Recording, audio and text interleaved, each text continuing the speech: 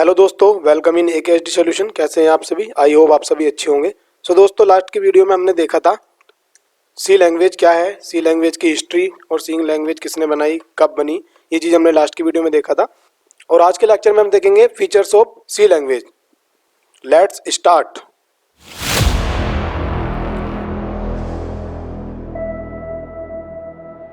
सो दोस्तों, मैं बता दूं features of C language. Features क्या है? फीचर्स इसका मतलब है कि सी लैंग्वेज क्या क्या अपने पास फीचर्स रखती है। इट मीन इसकी प्रॉपर्टीज़ क्या क्या हैं और क्या क्या हम इसमें कर सकते हैं। तो जो जो इसकी खासियत एक तरह से आप कह सकते हैं, उसको हम इसके फीचर्स बोलते हैं। ठीक है, यहाँ पे देखिएगा, सबसे पहला है कि सिंपल। सिंपल का मतलब है कि जब हम सी लैंग्वेज राइट डाउन करेंगे तो इसका कोड बिल्कुल सिंपल होगा और आपको इजीली समझ में आ जाएगा। आप इसको इजी राइट डाउन कर सकते हैं। उसके बाद सेकंड लिखा है middle level programming language. Middle level programming language का मतलब है गाइस, जब यहाँ पे हम प्रोग्रामिंग करते हैं तो उसके बीच में हमारा जो आईडी होती है, जहाँ हमने अपना सोर्स कोड लिखा है, उसके बाद वहाँ उसके बीच में जो होगा कंपाइलर होगा। कंपाइलर के बाद हमने कोड लिखा है वो मशीन लर्निंग में कन्वर्ट हो जाएगा, तो इसलिए इसे मिडिल लेवल बोलते हैं। और यहाँ पे बिटवाइज ऑपरेटर को सी लैंग्वेज सपोर्ट करती है।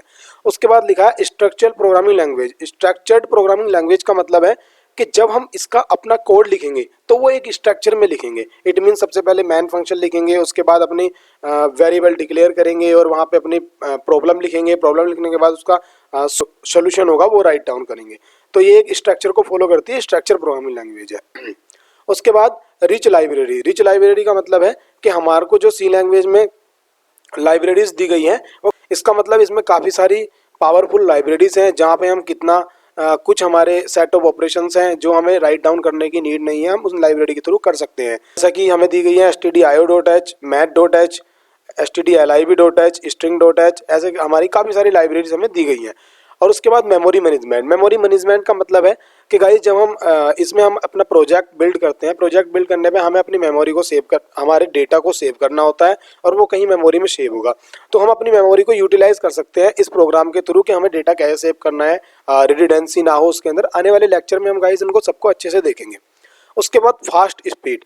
गाइस मैं बता दूं, जो सी लैंग्वेज में आज भी हमारे जो कोड राइट डाउन होते हैं वो ऑपरेटिंग सिस्टम जैसे कोई डिवाइस हमारी है उसके लिए अगर हम कोड राइट डाउन करेंगे, एम्बेडेड सिस्टम, ये जितने भी कोड हैं ये सब अधिकतर सी और C++ लैंग्वेज में राइट डाउन होते हैं। इसका मतलब कि इसकी जो एग्जीक्यूशन टाइम है वो बहुत फास्ट होता है इस कोड का, तो इसलिए ये हमारे को स्पीड हमको देती है। उसके बाद पॉइंटर का कॉन्सेप्ट ये है गाइस। अब मैं आपको बता दूं कि सी लैंग्वेज अगर अभी भी पॉपुलर है तो इसका मतलब है कि वो पॉइंटर को सपोर्ट करती है, इसलिए वो पॉपुलर है। बिकॉज पॉइंटर का कॉन्सेप्ट ऐसे है, आप इसका ओवरव्यू देख लीजिएगा कि जैसे कि हमारे पास एक बुक है और हम वो हमारी बुक है, हमने कहीं पे अपने घर में किसी अलमारी में या कहीं पे रखी है, बट हम किसी और से भी एक्सेस दे दें, उसे बोल दें कि हमारी बुक हमारी अलमारी में रखें, आप वहाँ से उठा सकते हो, ले सकते हो।